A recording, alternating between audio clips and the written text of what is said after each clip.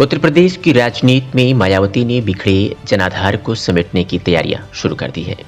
अभी तक नगर निकाय चुनाव की तैयारियों से जुटी बसपा अब बदले हालात में गांवों की ओर भी कदम बढ़ाएगी।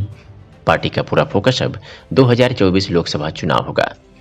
बसपा प्रमुख मायावती ने शुक्रवार को यूपी और उत्तराखंड के प्रदेश एवं जिला स्तर के पदाधिकारियों की बैठक में लोकसभा चुनाव का मंत्र दिया।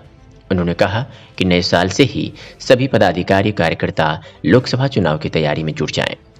उन्होंने गांव-गांव तक जाने के लिए कहा, साथ ही विधानसभा क्षेत्र से लेकर सेक्टर और बूथ स्तर तक कमेटियों की समीक्षा करने का निर्देश दिया। पिछले विधानसभा चुनाव में हार के बाद से ही बसपा ने नगर निकाय चुनाव की तैयारियां शुरू कर दी थी। मकसद यह था कि इस चुनाव के जरिए नई टीम खड़ी हो जाए और उसका फायदा लोकसभा चुनाव में लिया जा सके। पार्टी ने प्रत्याशियों के पैनल तक तैयार कर लिए हैं। सबसे पहले बसपा ने सहारनपुर में इमरान मसूद की पत्नी का मेयर पद के लिए टिकट भी फाइनल कर दिया है। फिलहाल नगर निकाय चुनाव टल गया है। ऐसे में पार्टी का मानना है कि नगर निकाय की तैयारियां तो लगभग पूरी हो चुकी है और यह भी तय नहीं है कि चुनाव में कितना और वक्त लगे। यही वजह है कि मायावती ने पार्टी पदाधिकारियों से कहा है कि वे निकाय की तैयारी तो रखे ही, लेकिन अब फोकस लोकसभा चुनाव हो। बसपा अध्यक्ष मायावती भाजपा पर हमलावर है, सपा को निशाने पर रख रही हैं। उन्होंने शुक्रवार को यूपी की सत्ता पर काबिज भाजपा पर नगर निकाय चुनावों को साजिशन डालने का आरोप लगाया है। उन्होंने कहा कि अगर सरकार की नीयत सही होती तो राष्ट्रीय स्वयंसेवक संघ यानी आरएसएस के तुष्टीकरण में वक्त बर्बाद करने के बजाय निकाय चुनाव में अन्य पिछड़ा वर्गों यानी ओबीसी के आरक्षण पर ध्यान केंद्रित करती।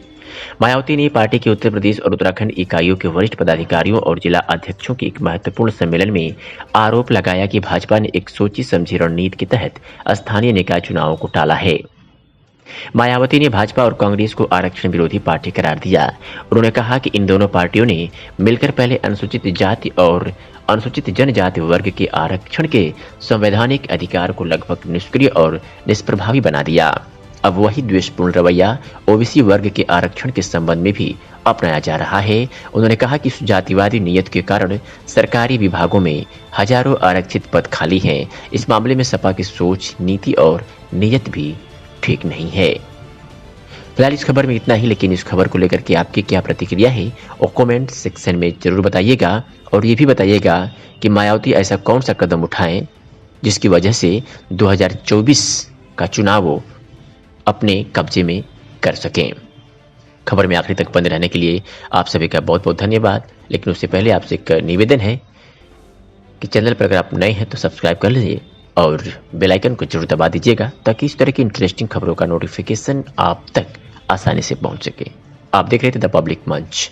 खबर में आखिरी तक बने रहने के लिए आपका बहुत बहुत धन्यवाद।